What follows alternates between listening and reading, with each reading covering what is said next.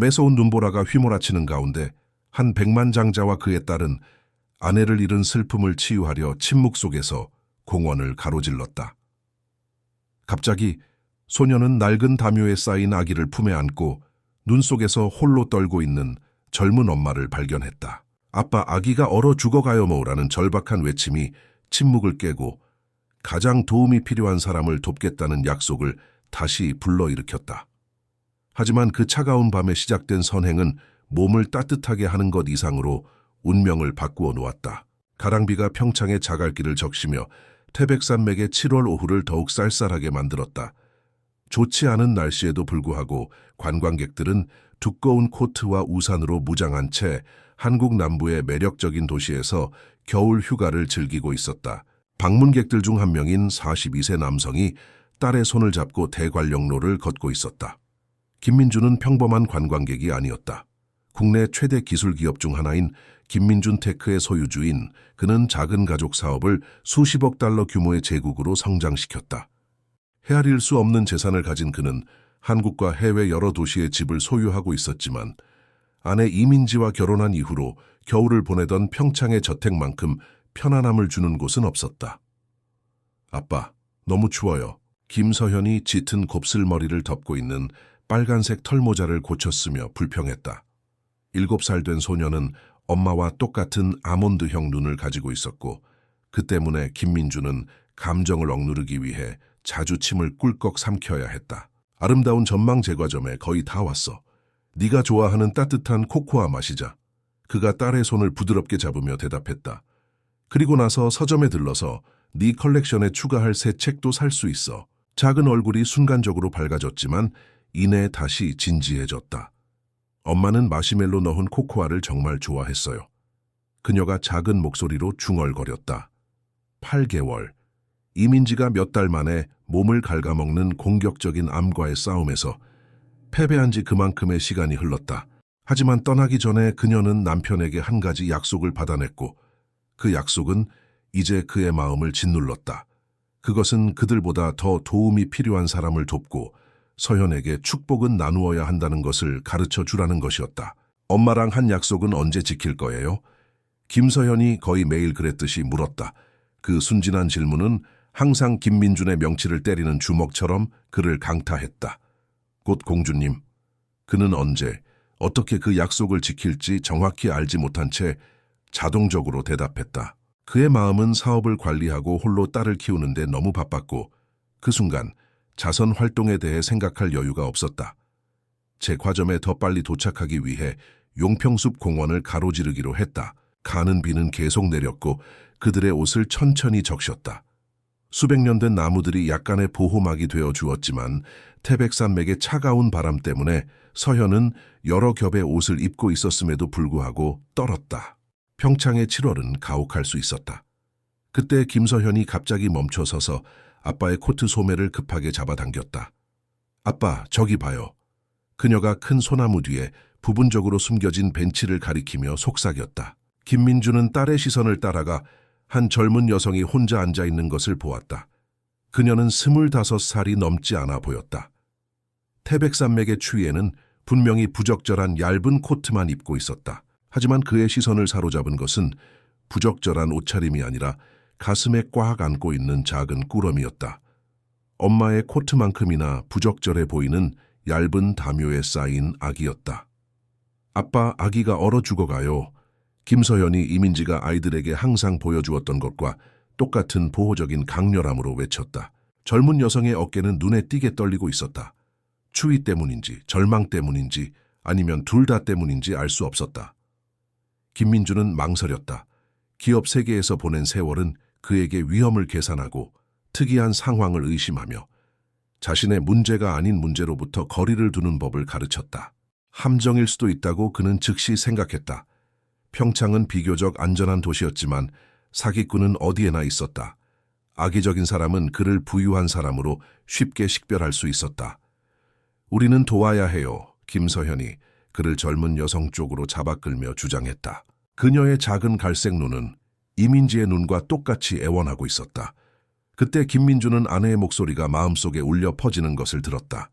우리 딸에게 우리가 도움을 줄 수 있는 생명만큼 부유하다는 것을 가르쳐 주겠다고 약속해줘.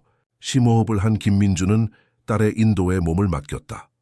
젊은 여성을 놀라게 하지 않기 위해 조심스럽게 다가갔다. 그들의 존재를 알아차린 그녀는 방어적인 몸짓으로 아기를 가슴에 바싹 안고 두려움과 불신의 복합적인 시선으로 그들을 바라보았다. 괜찮아요. 그녀가 떨리는 목소리로 말했다.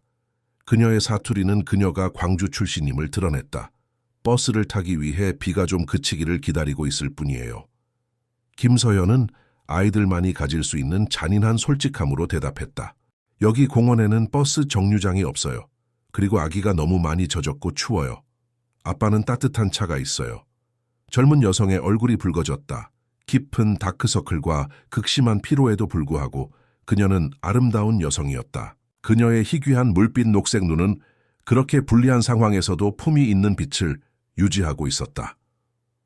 제 딸의 직설적인 방식에 대해 사과드립니다. 김민준이 앉아있는 젊은 여성과 눈높이를 맞추기 위해 무릎을 꿇으며 말했다. 제 이름은 김민준이고 이 아이는 서현입니다. 방해하고 싶지 않지만 이런 날씨에 여기 계시는 것은 정말 안전해 보이지 않습니다. 저희가 어떤 식으로든 도와드릴 수 있을까요? 젊은 여성은 아래 십수를 깨물었다. 자존심과 필요성 사이에서 분명히 갈등하고 있었다. 품에 안긴 아기가 거의 들리지 않는 약한 신음소리를 냈다. 박지혜예요. 그녀가 마침내 대답했다. 제 이름은 박지혜이고 이 아이는 박은지예요. 김서현은 더 가까이 다가가 여인의 품에 안긴 작은 꾸러미에 매료되었다. 아기 볼 수 있어요? 그녀가 낼 수 있는 가장 부드러운 목소리로 물었다. 박지혜는 잠시 망설였지만 소녀의 진심이 그녀를 설득한 듯했다. 조심스럽게 담요를 살짝 젖혀 아기의 작은 얼굴을 드러냈다. 아기는 엄마와 똑같은 섬세한 이목구비를 가지고 있었지만 입술은 추위 때문에 약간 보랏빛을 띠고 있었다. 몇 개월 된 아기인가요? 김민준이 아이의 상태를 진심으로 걱정하며 물었다. 2주 됐어요. 박지혜가 목이 메인 목소리로 대답했다. 7월 3일에 태어났어요. 김서연은 아기가 그렇게 작다는 정보에 경이로움에 눈을 크게 떴다. 2주요? 아빠, 지금 당장 도와야 해요. 엄마도 이걸 원했을 거예요. 딸이 이민지의 이름을 부르자 김민주는 결정적인 순간이라는 절대적인 확신을 느꼈다. 임종 직전 아내에게 했던 약속이 그 젊은 엄마와 갓 태어난 아기, 태백산맥의 추위 속에서 무방비 상태로 그의 앞에 구체화되어 있었다. 박지혜 씨, 당신의 상황이 어떤지는 모르겠지만 이런 추위에 그렇게 작은 아기가 있을 곳이 아닙니다. 저희가 도와드리겠습니다. 여기 시내 가족지원센터로 모셔다 드릴 수 있습니다. 그곳은 시설이...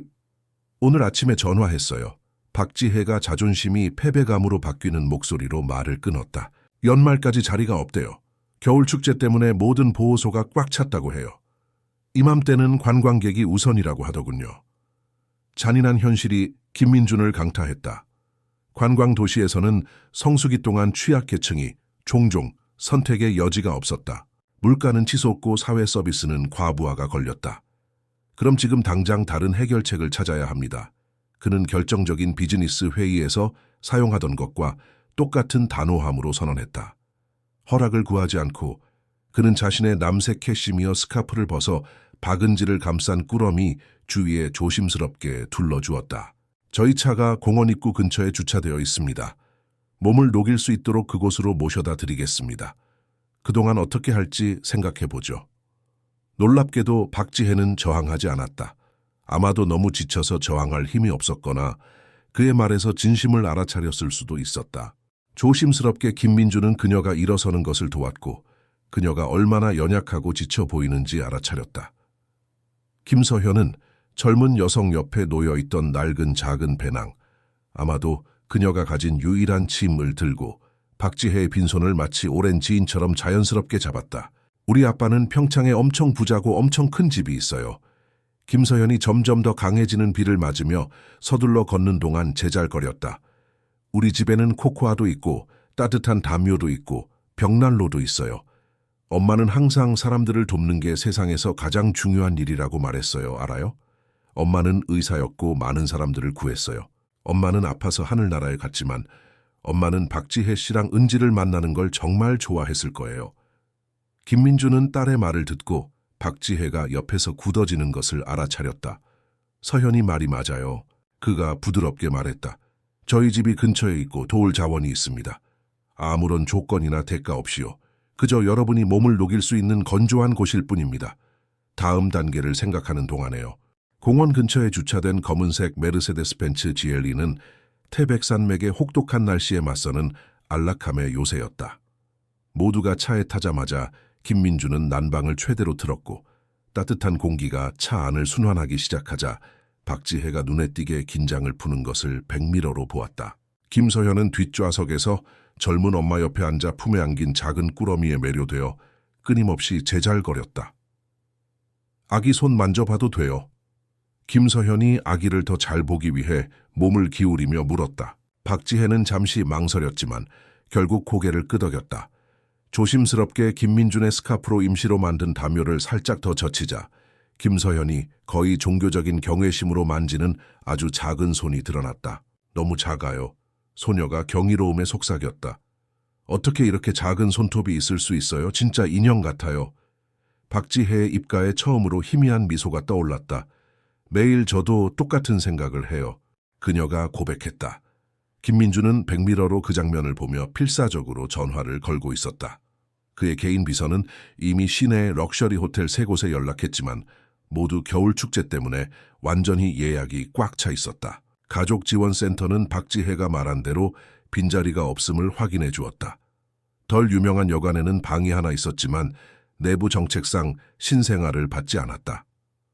다른 번호를 누르는 동안 김민주는 박은지의 얼굴에 자연스러운 색이 돌아오는 것을 알아차렸다. 그녀의 입술은 더 이상 보랏빛이 아니었고 추위로부터 보호받으며 평화롭게 잠들어 있었다.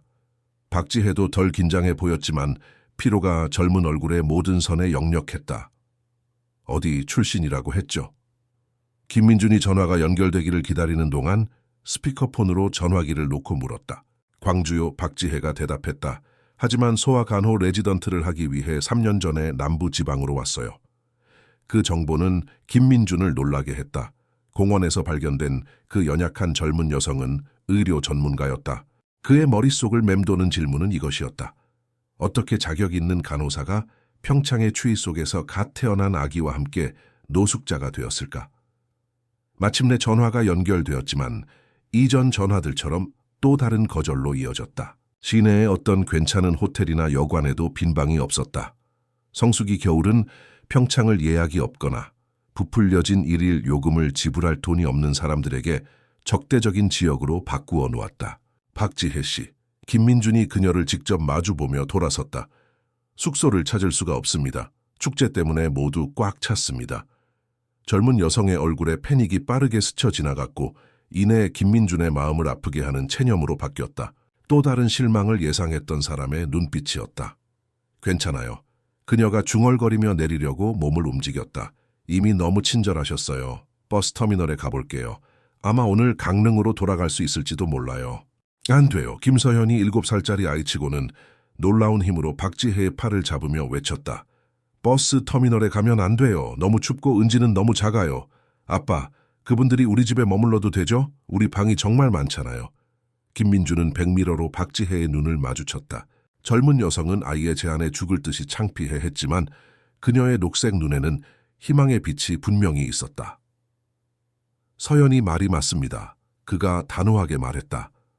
평창에 큰 집이 있고 빈 손님방이 여러 개 있습니다. 오늘 밤 또는 더 영구적인 해결책을 찾을 때까지 필요한 만큼 머무셔도 좋습니다.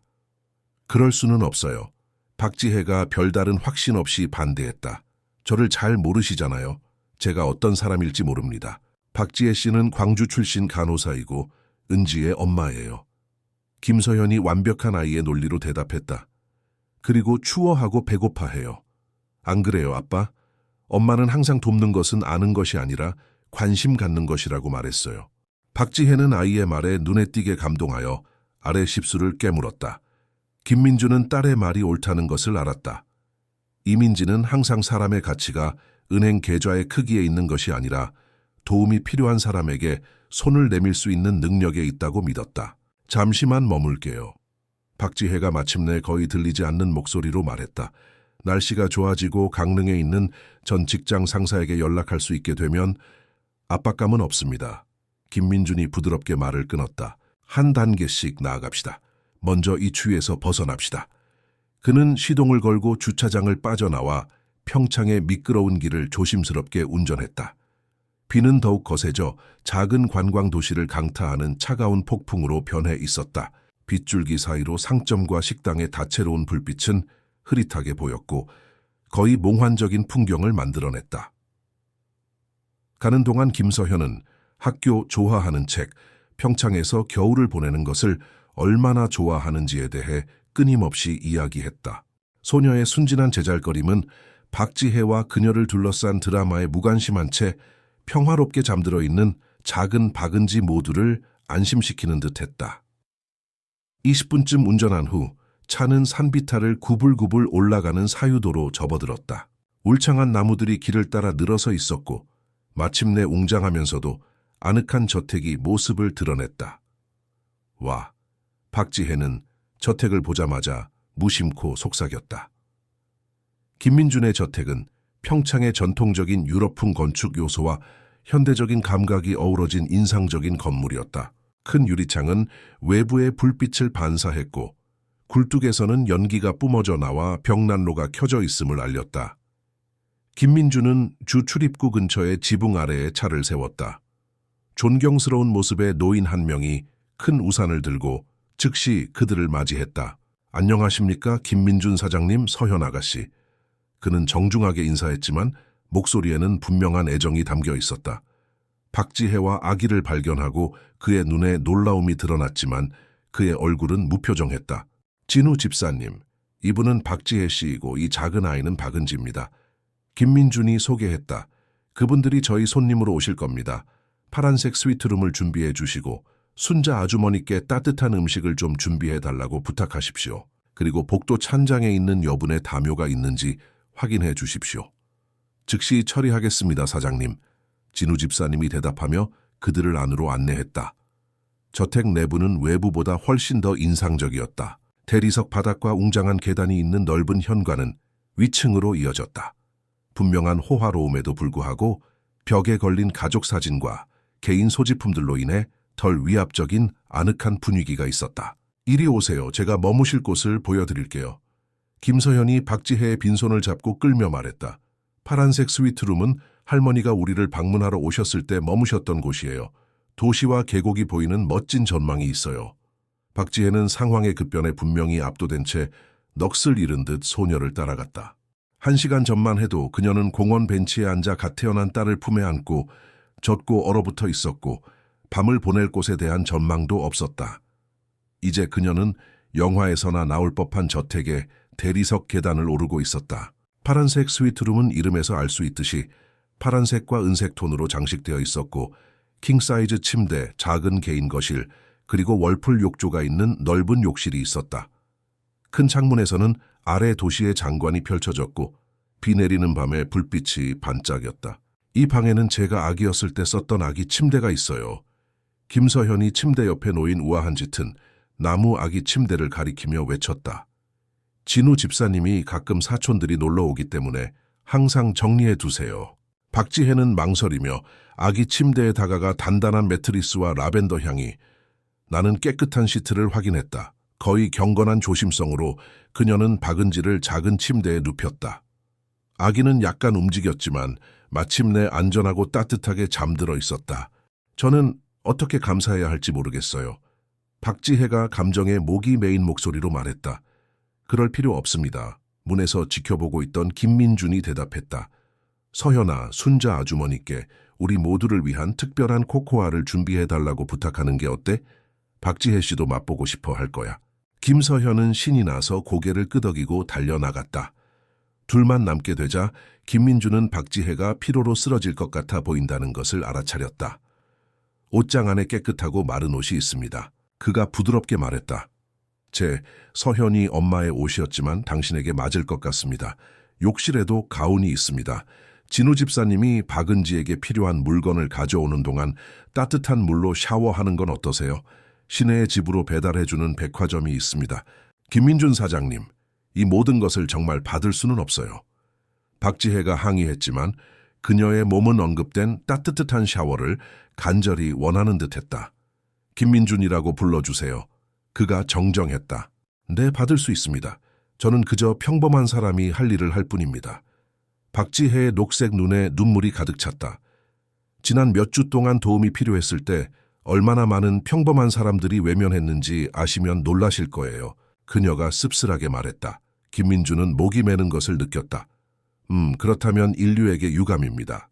하지만 이제 여기 계시고 당신과 박은지는 안전합니다. 지금은 그것이 전부입니다.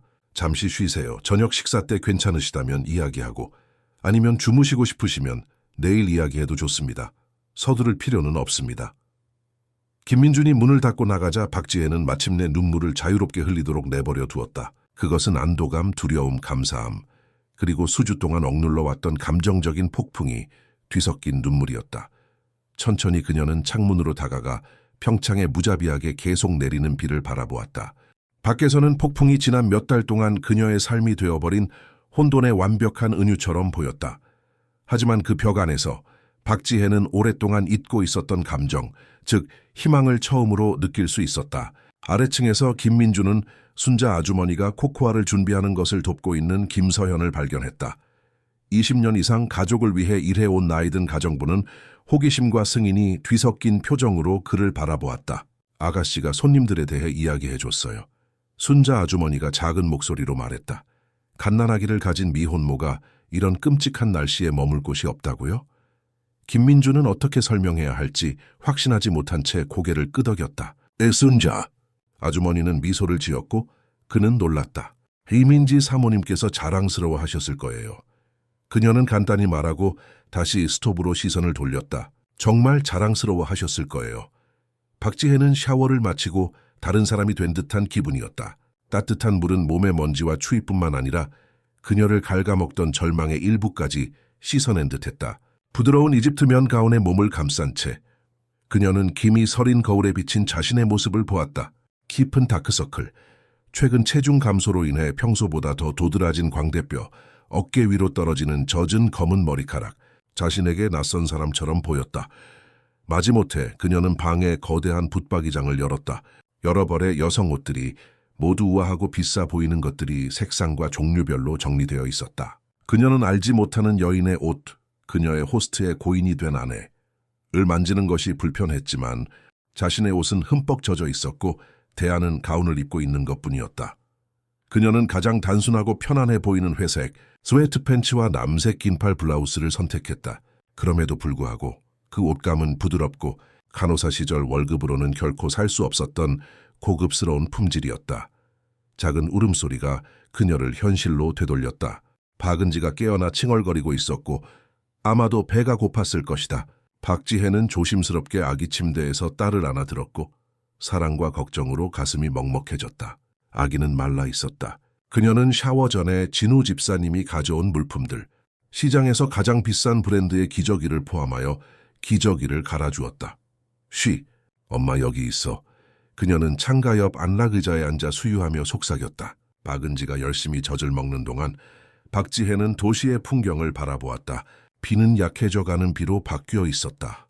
아래 평창의 불빛은 떨어진 별처럼 반짝이며 거의 마법 같은 풍경을 만들어냈다. 문에서 부드러운 노크 소리가 그녀의 생각을 방해했다. 박지혜 씨, 들어가도 돼요? 김서현의 어린 목소리가 복돼서 들렸다. 물론이지 서현아. 소녀는 완전히 옷을 입고 활기찬 모습으로 허약한 팔로는 너무 커 보이는 쟁반을 조심스럽게 들고 폭풍처럼 들어왔다. 박지혜가 서 있는 것을 보고 그녀의 얼굴은 환해졌다. 좋은 아침. 아침 식사 가져왔어요? 따뜻한 치즈빵이랑 과일, 천연 오렌지 주스랑 카페라떼 있어요.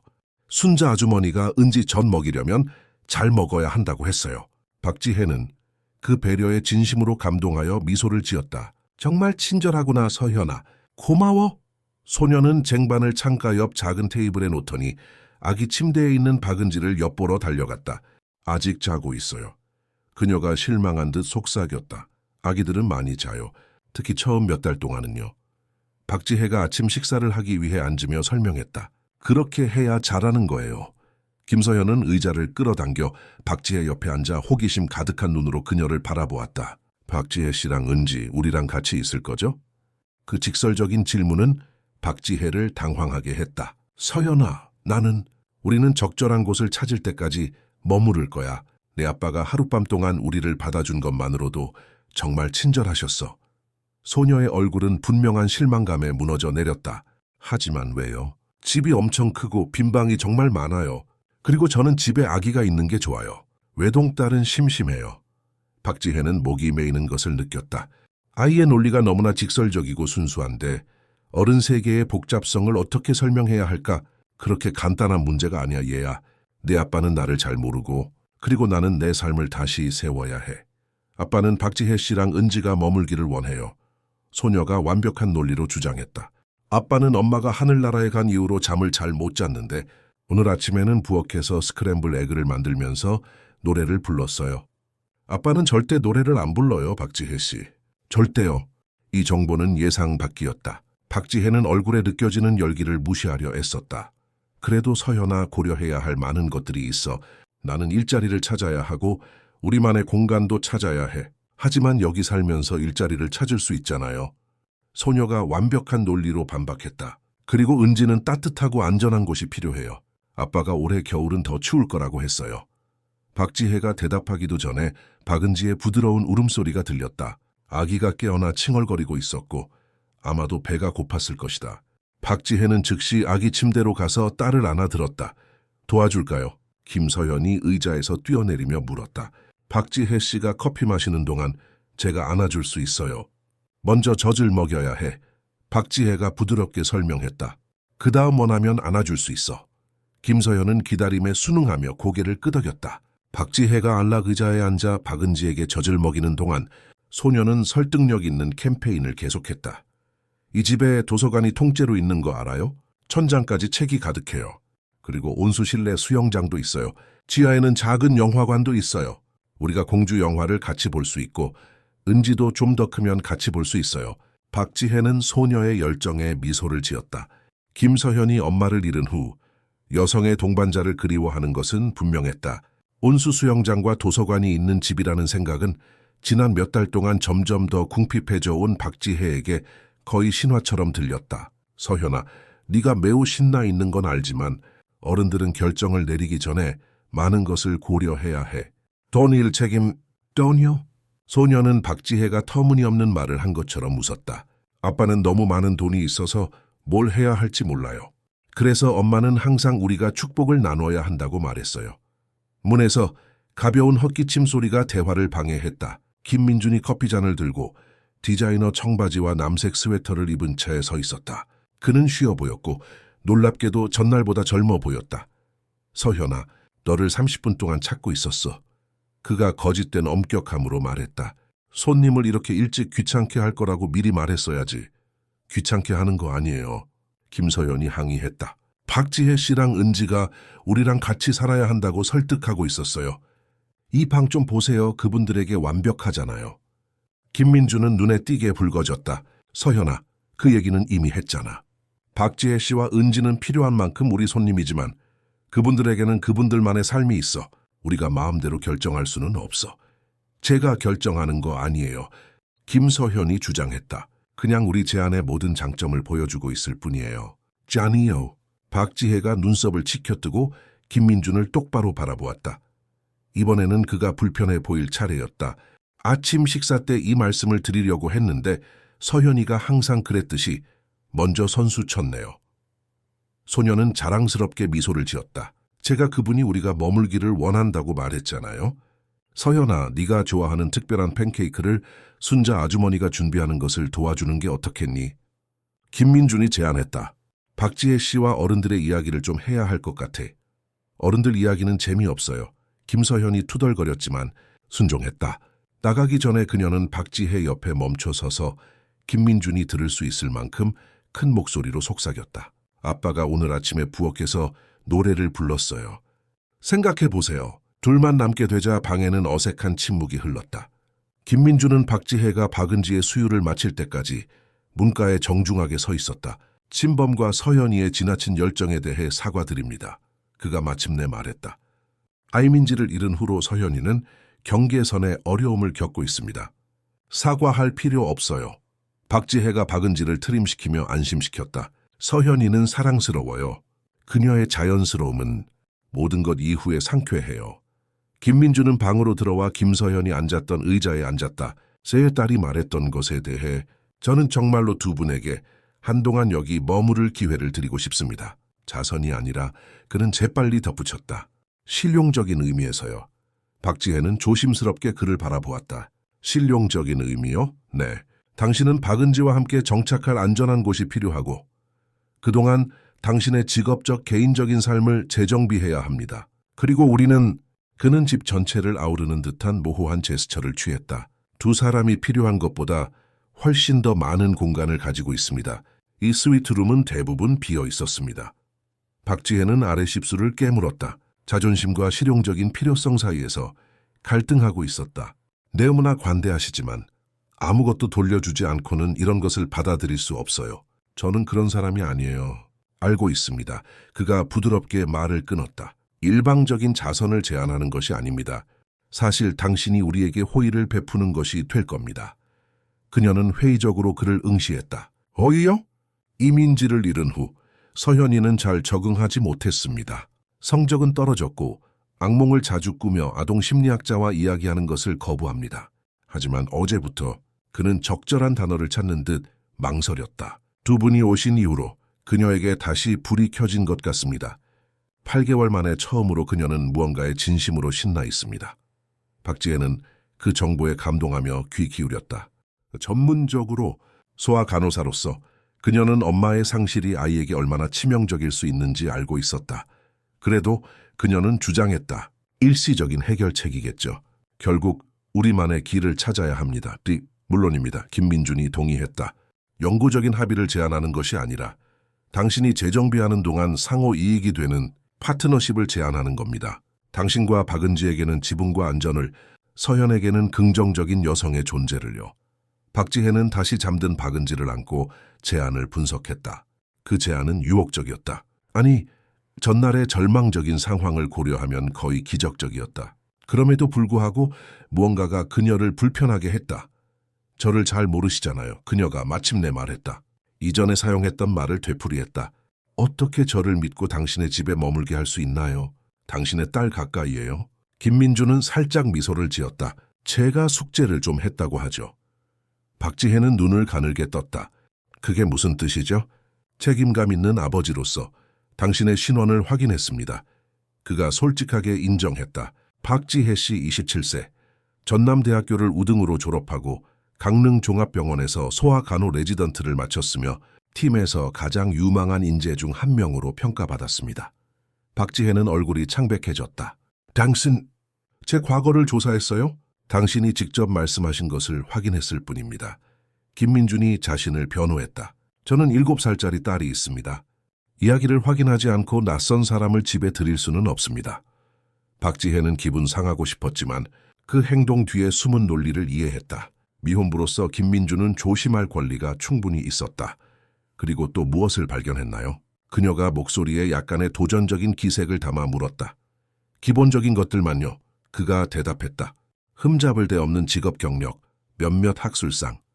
당신의 현재 개인적인 상황이나 공원 벤치에서 어떻게 끝났는지에 대한 것은 없습니다. 박지혜는 시선을 돌려 창밖 풍경에 집중했다. 공정하다고 생각했다. 그는 집에 문을 열어주었다. 그가 누구와 거래하고 있는지 알 권리가 있었다.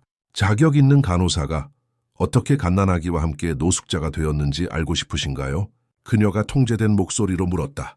공유하고 싶으시다면요. 김민준이 부드럽게 대답했다. 박지혜는 심호흡을 했다.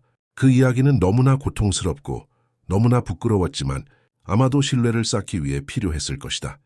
레지던트 시절 이준호를 만났어요. 그녀가 말을 시작했다. 그는 심장외과 레지던트였고 똑똑하고 야심만만했죠. 우리는 빠르게 사랑에 빠졌어요. 아니, 적어도 저는 우리가 사랑에 빠졌다고 생각했어요. 그녀는 잠시 멈춰 생각을 정리했다. 임신했다는 것을 알았을 때 우리 둘 다 충격이었어요. 특히 레지던트 중간에 계획에 없던 일이었죠. 하지만 저는 임신을 계속하기로 결정했어요. 이준호는 그는 분명히 내켜하지 않았지만 저를 지지할 거라고 말했어요. 김민주는 방해하지 않고 주에 깊게 들었다. 임신은 처음부터 어려웠어요. 저는 심한 임신 오조증을 겪었어요. 계속되는 구토, 탈수, 극심한 허약함, 여러 번 입원해야 했고 그 때문에 레지던트 생활에 지장이 생겼어요. 이준호는 점차 멀어졌고 항상 당직과 수술로 너무 바빠서 산전 진찰에 동행할 수 없었죠. 박지혜는 계속하기 전에 박은지를 품에 안고 자세를 고쳤다. 7개월째에 저는 전자간증이 발병했어요. 혈압이 위험한 수준으로 치솟았죠. 의사들은 저와 은지의 생명을 구하기 위해 응급 제왕절개를 선택했어요. 은지는 32주 만에 미숙아로 태어났어요. 그녀의 목소리가 약간 떨렸고 그 기억은 여전히 생생하고 고통스러웠다. 은지는 거의 2주 동안 신생아 중환자실에 있어야 했어요. 의료비는 빠르게 쌓였죠. 제 건강보험으로는 모든 것을 감당할 수 없었고 이준호는 그냥 사라졌어요. 이 모든 것의 대비가 안 되어 있고 자신의 경력에 집중해야 한다고 메시지를 남기고는 제 번호를 차단하고 우리가 살던 아파트에서 이사 갔어요. 김민주는 무의식적으로 주먹을 꽉 쥐었지만 침묵을 지켰다. 저는 약간의 저축이 있었지만 의료비와 무급휴가 때문에 빠르게 소진되었어요. 은지와 퇴원했을 때 월세를 낼 수 없었어요. 집주인이 기한을 주었지만 약속을 지킬 수 없자 쫓겨났어요. 박지혜는 떨어질 것 같은 눈물을 조용히 닦았다. 광주에 있는 가족들과 연락하려고 했지만 남부 지방으로 오기로 결정한 이후로 관계가 소원해졌어요. 저희 엄마는 매우 전통적이세요. 결혼하지 않고 임신한 것을 못마땅해 하셨고 가족에게 수치라고 하셨어요. 그녀는 계속하기 전에 심호흡을 했다. 지난 몇 주 동안 강릉의 시립 호스텔에서 지냈지만 겨울 축제 때문에 숙소가 없는 관광객을 위해 그 공간이 필요하다고 했어요. 마지막 돈으로 평창행 버스표를 샀어요. 아마 지역 교구에서 도움을 받을 수 있을 거라고 생각했죠. 하지만 도착했을 때 교회 보호소도 꽉 찼다는 것을 알게 되었어요. 그 이야기는 김민준이 상상했던 것보다 훨씬 더 나빴다. 의료 합병증, 무책임한 파트너, 그리고 실패한 지원 시스템 때문에 통제할 수 없는 상황으로 인해 자격 있는 전문가가 거의 빈곤 상태로 전락했다. 그렇게 해서 우리가 그 벤치에 있게 된 거예요. 박지혜가 이제 더 단호한 목소리로 결론지었다. 방금 은지에게 젖을 먹이고 있었고 비가 오기 시작했을 때 무엇을 해야 할지 결정하려고 했어요. 그리고 버디, 당신들이 나타났죠. 방에는 무거운 침묵이 흘렀다. 김민주는 박지혜가 딸에게서 위안을 찾는 듯 박은지의 작은 얼굴을 부드럽게 쓰다듬는 동안 이야기를 처리했다. 이것을 공유해 주셔서 감사합니다. 그가 마침내 말했다. 쉽지 않았을 겁니다. 쉽지 않았어요. 그녀가 동의했다. 하지만 당신은 당신의 지붕 아래 누가 머무는지 알 자격이 있었어요. 김민주는 일어나 창가로 걸어가 아래 계곡을 바라보았다. 제 제안은 유효합니다. 그가 잠시 후 말했다. 사실 이제는 더욱 확신합니다. 당신은 이민지가 돕고 싶어 했을 바로 그런 사람입니다. 모든 역경에도 불구하고 품위를 유지하고 딸의 안녕을 다른 모든 것보다 우선시한 사람이니까요. 손님방에서의 그 아침 대화 이후 일주일이 흘렀다. 평창의 겨울은 더욱 심해졌고 기온은 더욱 낮아지고 아침 서리가 저택의 정원을 거의 마법 같은 풍경으로 바꾸어 놓았다. 박지혜는 김민준의 제안을 받아들였지만 그녀 자신이 정한 분명한 조건이 있었다. 일자리를 얻고 자신과 박은지를 부양할 수 있는 여건이 될 때까지만 머무를 것이며 가능한 한 빨리 집안 경비에 기여할 것이라는 것이었다. 그 토요일 아침 그녀는 저택의 넓은 주방에서 순자 아주머니가 갓 구운 빵을 준비하는 것을 지켜보고 있었고 새로 산 아기 의자에 박은지를 안고 있었다. 김서현은 테이블에 앉아 집중해서 가족 초상화처럼 보이는 것을 그리고 있었다. 이 효모가 일하는 모습 좀 봐요. 얼마나 아름다운지. 순자 아주머니가 깨끗한 행주 아래서 부풀어 오르는 반죽을 보여주며 말했다. 음식은 생명력이 있어요, 얘야. 그 시간을 존중해야 해. 박지혜는 가정부의 단순한 지혜에 미소 지었다. 지난 며칠 동안 그녀는 순자 아주머니에게서 오랫동안 그리워했던 일종의 어머니 같은 존재를 발견했다. 실용적이고 애정 넘치며 아기에 대한 유용한 조언으로 가득했다. 박지혜 씨, 내 그림 좀 보세요. 김서현이 종이를 들어 올리며 외쳤다. 우리 수영장에 있는 모습이에요. 나 박지혜 씨, 은지, 그리고 아빠, 가족이에요. 박지혜는 가슴이 먹먹해졌다. 김서현은 그들의 일시적인 관계에 대한 모든 설명에도 불구하고 자신과 박은지가 김민준 가족의 영구적인 구성원이라는 생각에 빠르게 애착을 가졌다. 정말 예쁘다.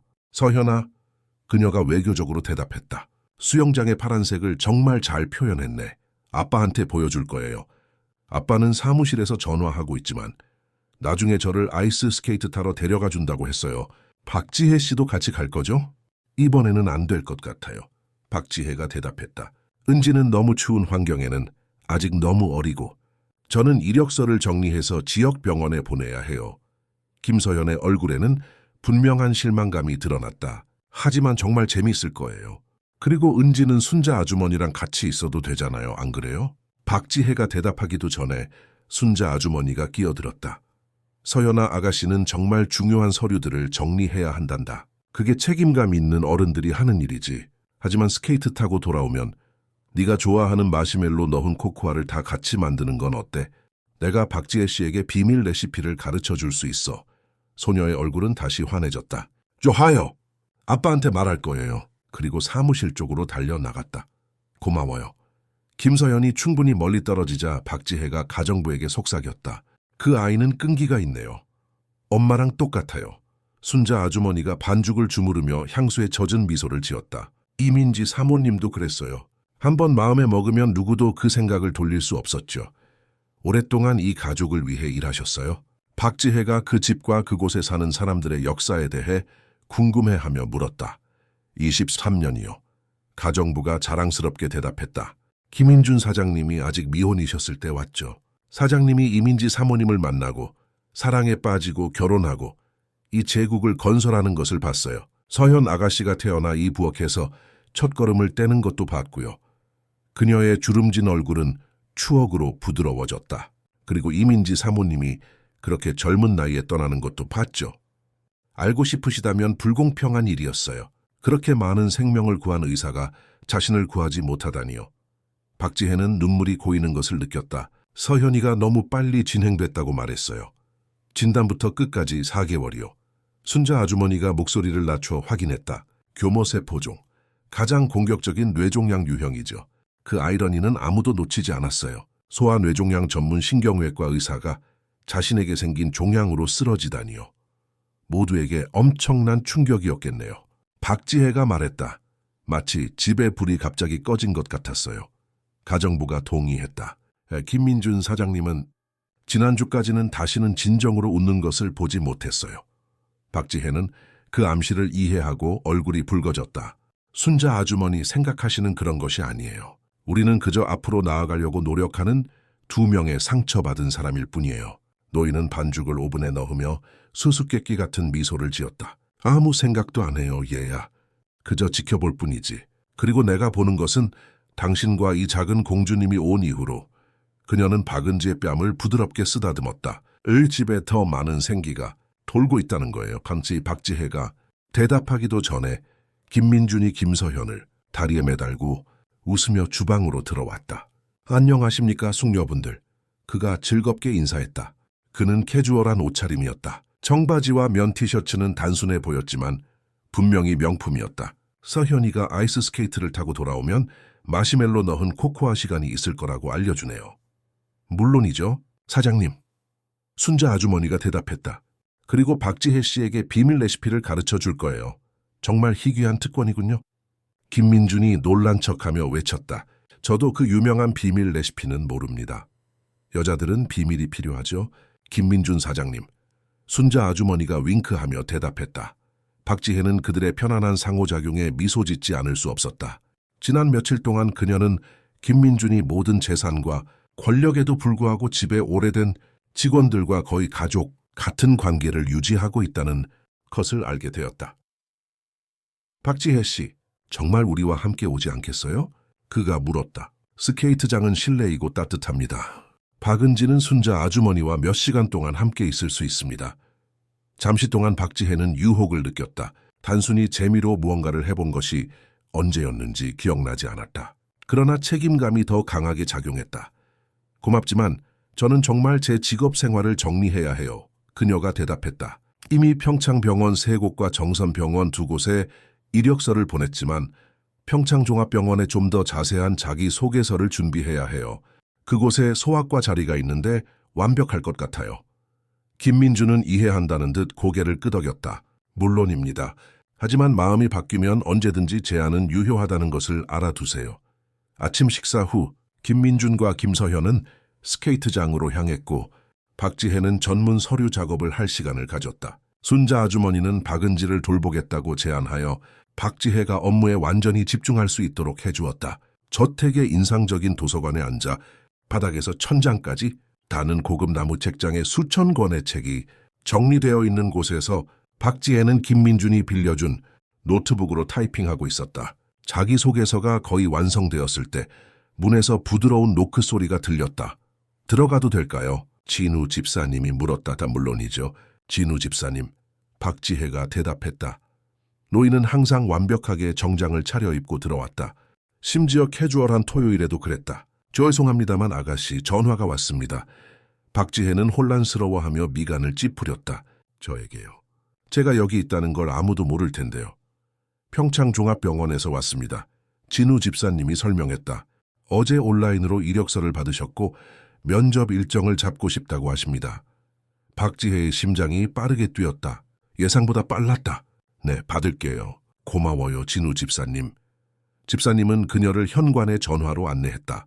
통화는 짧았지만 유망했다. 소아과 부서장인 이선희 원장은 월요일 오전 10시에 그녀를 면접하고 싶다고 했다. 전화를 끊자 박지혜는 흥분과 불안감이 뒤섞인 감정을 느꼈다. 모든 것이 무너진 이후 그녀에게 찾아온 첫 번째 구체적인 기회였다. 좋은 소식인 것 같군요. 진우 집사님이 조심스럽게 거리를 두고 기다리다가 말했다. 아주 좋은 소식이에요. 그녀는 미소 지으며 확인했다. 월요일에 면접이 있어요. 훌륭합니다. 김민준 사장님께서 매우 기뻐하실 겁니다. 사장님은 아가씨를 매우 존중하십니다. 박지혜는 얼굴이 붉어지는 것을 느꼈다. 정말 관대하세요. 김민준 사장님은 항상 공정한 분이셨습니다. 진우 집사님이 대답했다.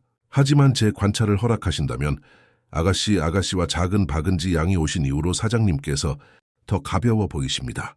예전처럼요. 집안 직원들 사이에 그녀가 김민준에게 긍정적인 영향을 미친다는 암묵적인 합의가 있는 듯했다.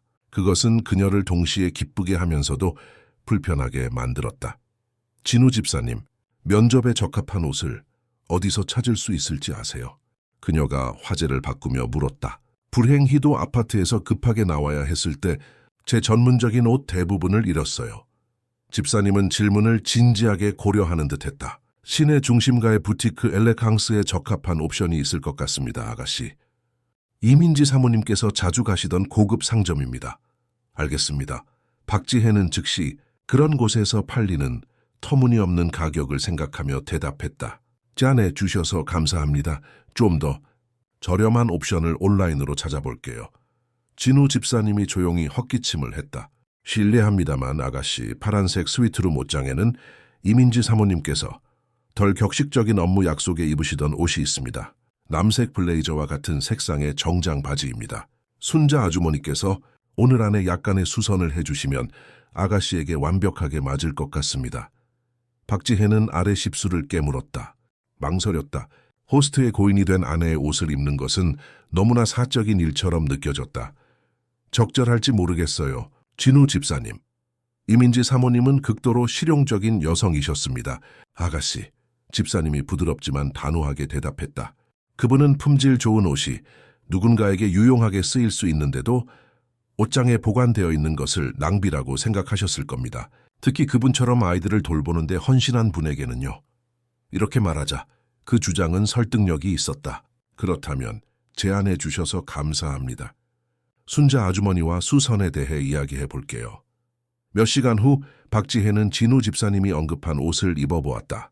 블레이저는 클래식하고 시대를 초월한 디자인이었고 분명히 상당한 돈이 들었을 고급스럽고 튼튼한 원단으로 만들어졌다. 바지는 밑단만 약간 수선하면 되었는데 노련한 재봉사 재능을 드러낸 순자 아주머니가 금방 해결해 줄 수 있다고 했다. 아가씨에게 아주 잘 어울립니다. 가정부가 바지 밑단을 고정하며 말했다. 이민지 사모님은 좋은 취향을 가지고 계셨죠. 아직도 그분 옷을 입는 것이 이상하게 느껴져요. 박지혜가 인정했다. 그럴 필요 없습니다. 순자 아주머니가 간단히 대답했다. 이민지 사모님은 물질적인 것에 집착하지 않으셨어요.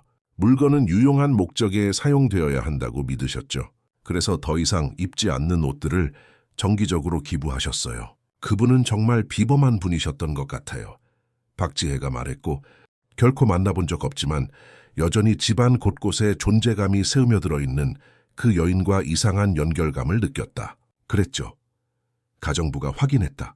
그리고 그분의 옷이 아이들을 돌보는 또 다른 헌신적인 의료 전문가를 돕는 것을 보면 기뻐하실 겁니다.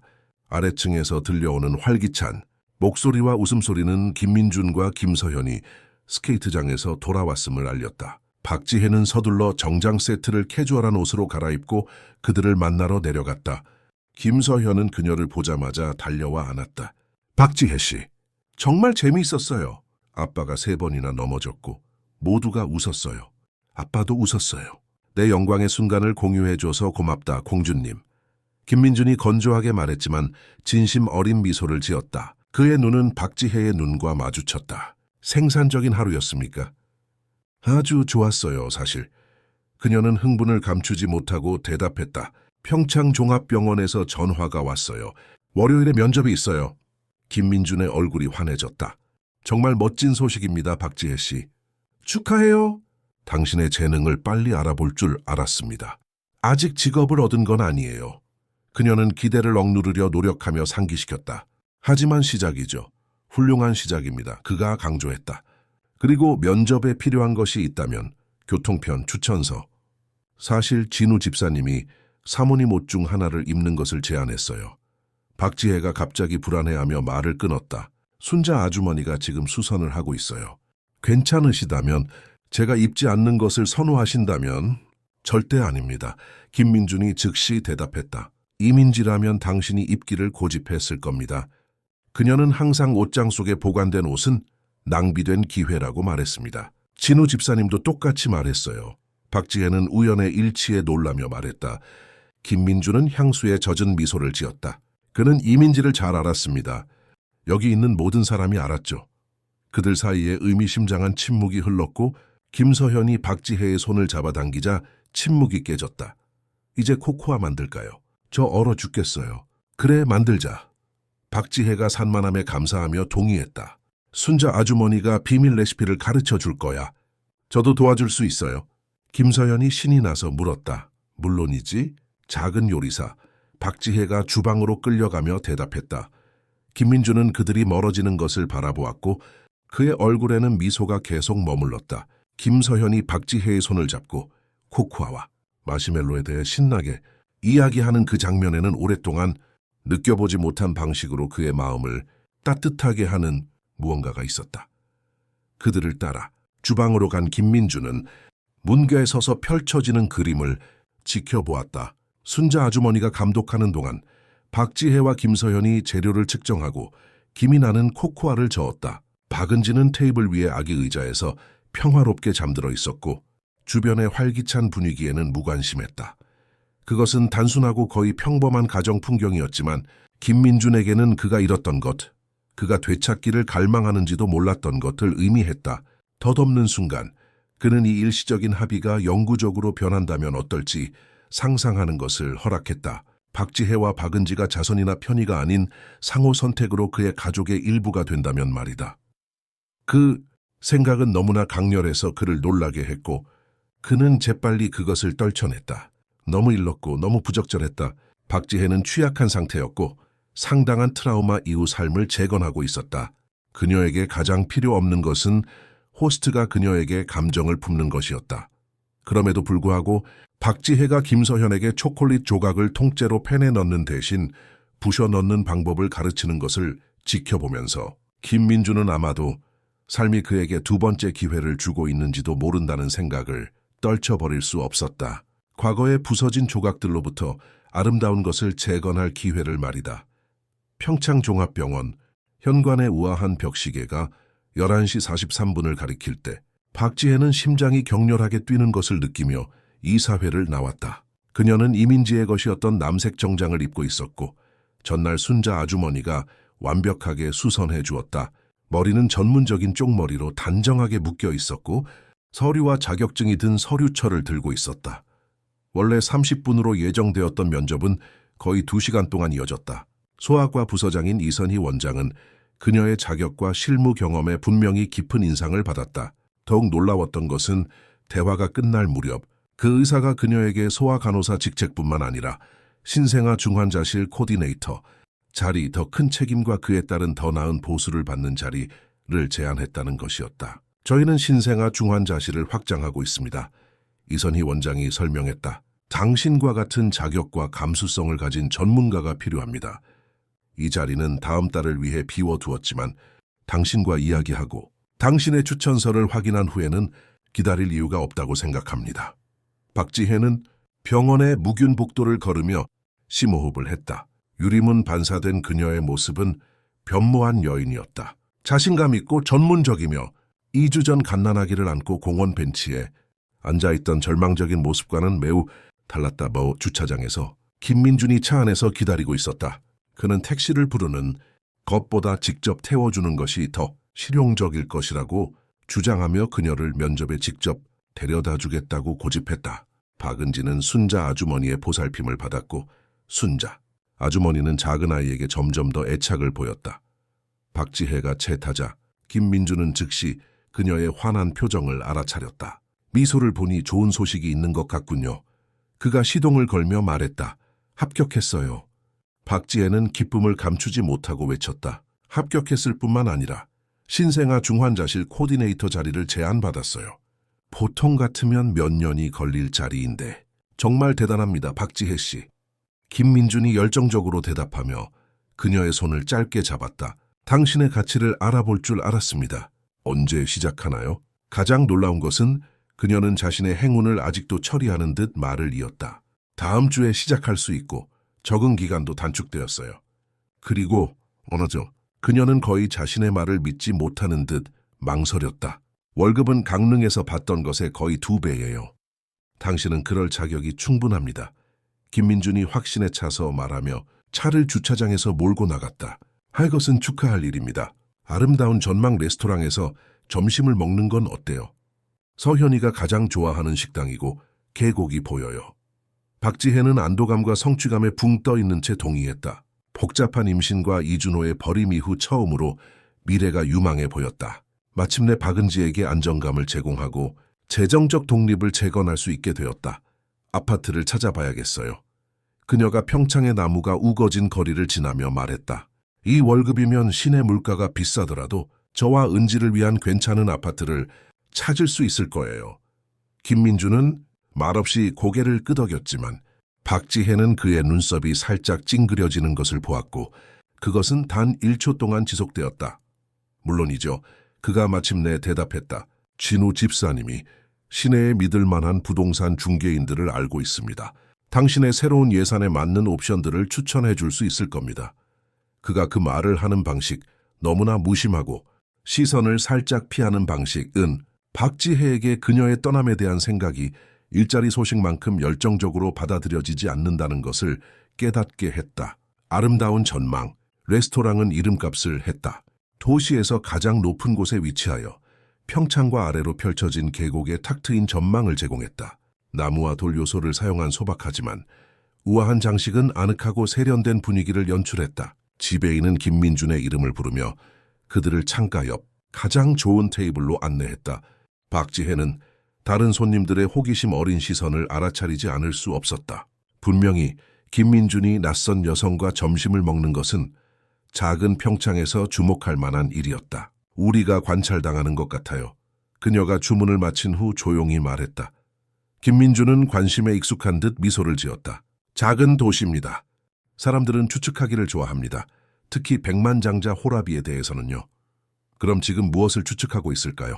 박지혜가 얼굴이 달아오르는 것을 느끼며 물었다. 아마도 당신이 제 새 여자친구이고 우리가 중요한 것을 축하하고 있다고 생각할 겁니다.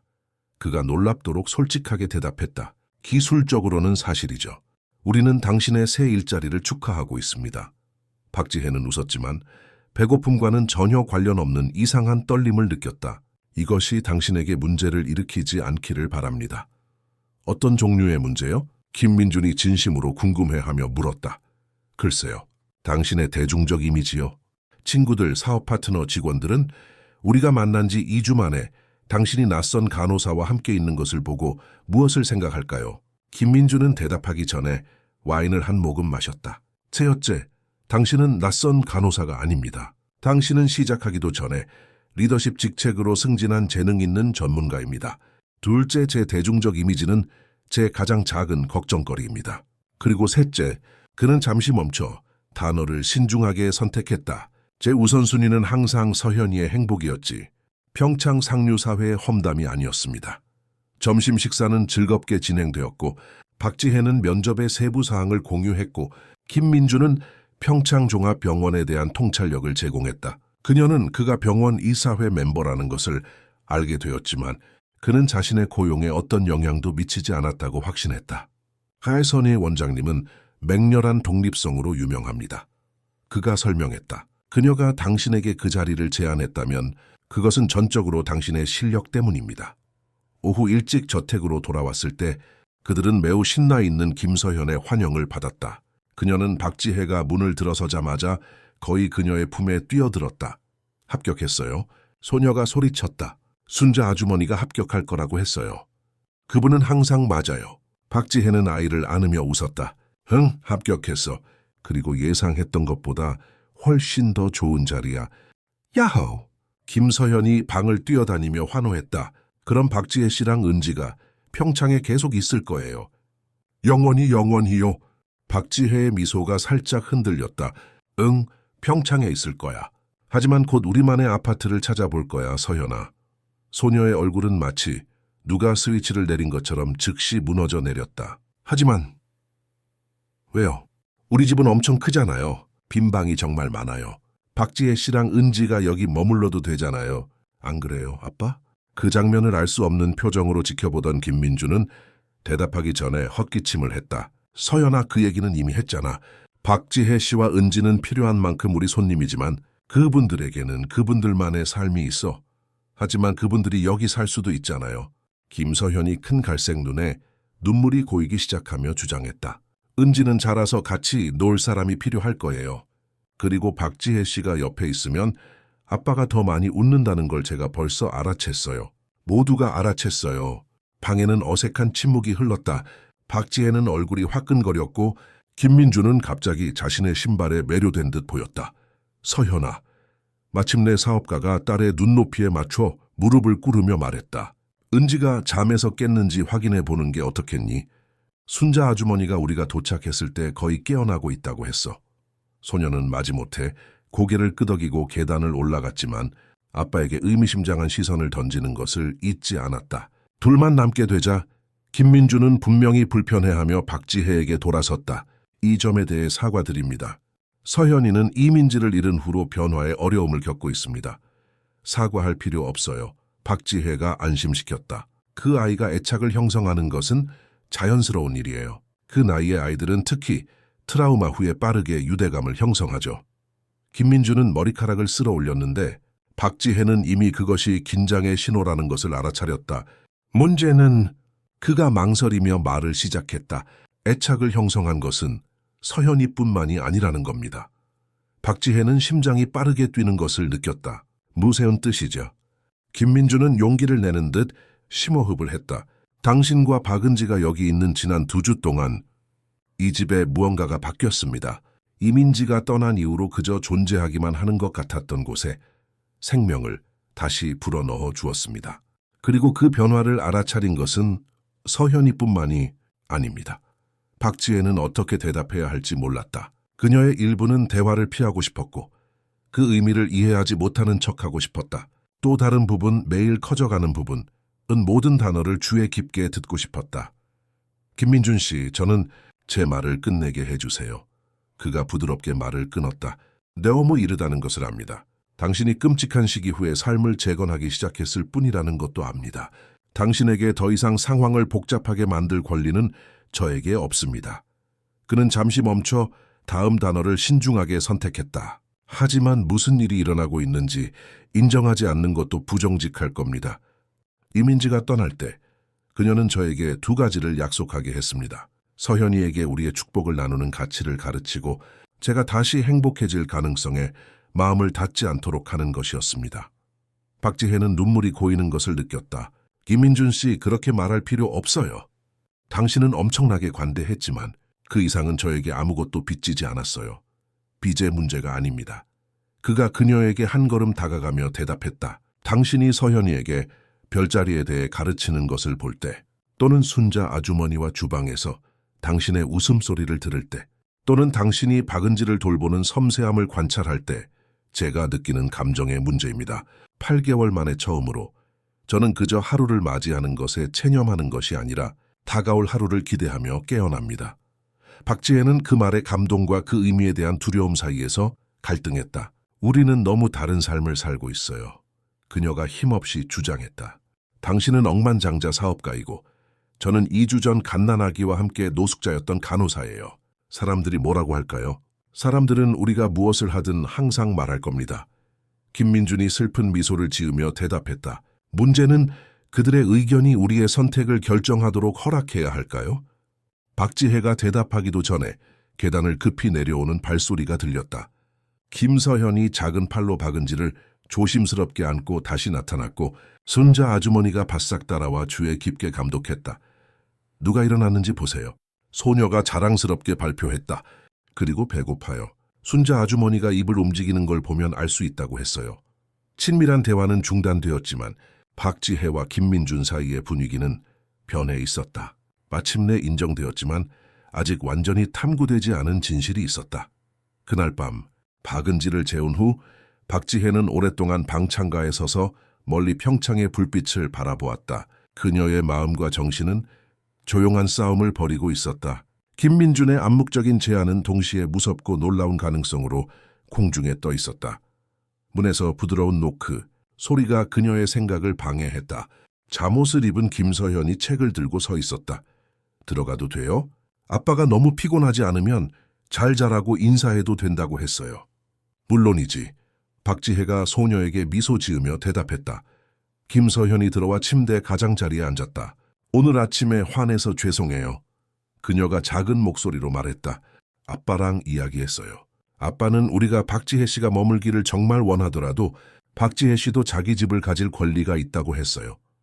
박지혜는 목이 메이는 것을 느꼈다. 오세요, 현아. 하지만 결정하기 전에 소녀가 들고 있던 책을 펼치며 말을 이었다. 보여주고 싶은 게 있어요. 그것은 사진첩이었다. 첫 페이지에는 김서연과 똑같은 아몬드형 눈을 가진 웃는 여인이 갓난아기를 품에 안고 있었다. 그녀 옆에는 훨씬 더 젊고 편안해 보이는 김민준이 두 사람을 분명한 애정으로 바라보고 있었다. 이건 제가 태어났을 때 엄마랑 저예요. 김서연이 설명했다. 그리고 이건 우리가 함께 찍은 마지막 사진들이에요. 몇 페이지를 넘기자 최근 사진들이 나왔다. 이민지는 분명히 더 말랐지만 병원 침대에서 김서현을 안고 여전히 용감하게 웃고 있었다. 아빠는 이 앨범 보는 걸 싫어해요. 슬퍼지니까요. 소녀가 말을 이었다. 하지만 엄마는 아빠에게 항상 사진을 보여줘서 제가 엄마를 잊지 않게 해달라고 약속하게 했어요. 박지혜는 이제 눈물이 자유롭게 흐르는 것을 느꼈다. 내 엄마는 아름다웠어, 서현아. 그리고 너를 정말 많이 사랑했어. 엄마는 세상에서 가장 최고의 엄마였어요. 김서연이 절대적인 확신으로 선언했다. 그리고 엄마가 항상 뭐라고 말했는지 알아요. 가족은 피나 성씨에 관한 것이 아니라고요. 어떤 일이 있어도 서로를 사랑하고 지지하기로 선택하는 사람들이라고요. 그 말은 박지혜를 번개처럼 강타했다. 그것은 김민준이 공유했던 대로 이민지가 임종시 그에게 말했던 것과 거의 같았다. 서현아, 너는 정말 특별한 아이구나. 박지혜가 그녀를 강하게 안으며 말했다. 네 엄마는 너를 정말 자랑스러워했을 거야. 그럼 진지하게 생각해 줄 거죠? 김서현이 희망에 차서 물었다. 여기 머무르는 것에 대해요. 방문객이나 도움이 필요해서가 아니라 가족으로서요? 박지혜는 잠시 망설이다가 대답했다. 정말 진지하게 생각해 볼게. 김서현이 나간 후 박지혜는 오랫동안 잠 못 이루고 자신의 삶의 놀라운 전환들을 생각했다. 한 달 전만 해도 그녀는 병원에서 절망에 빠져 딸의 아버지에게 버림받고 있었다. 2주 전에는 집 없이 추위 속에서 박은지를 안고 있었다. 2시간 전에는 주에서 가장 강력한 남자 중 한 명으로부터 감정 고백을 받았다. 삶은 너무 예측 불가능해서 엄격한 계획을 세울 수 없다는 것을 그녀는 깨달았다. 때로는 가장 어두운 순간에서 가장 큰 축복이 나타났다. 다음 날 아침 그녀는 김민준과 솔직한 대화를 하기로 결심하고 아침 식사를 하러 내려갔다. 그녀는 그가 혼자 베란다에서 커피를 마시며 산 위로 떠오르는 해를 감상하고 있는 것을 발견했다. 좋은 아침이에요. 그녀가 옆 의자에 앉으며 인사했다.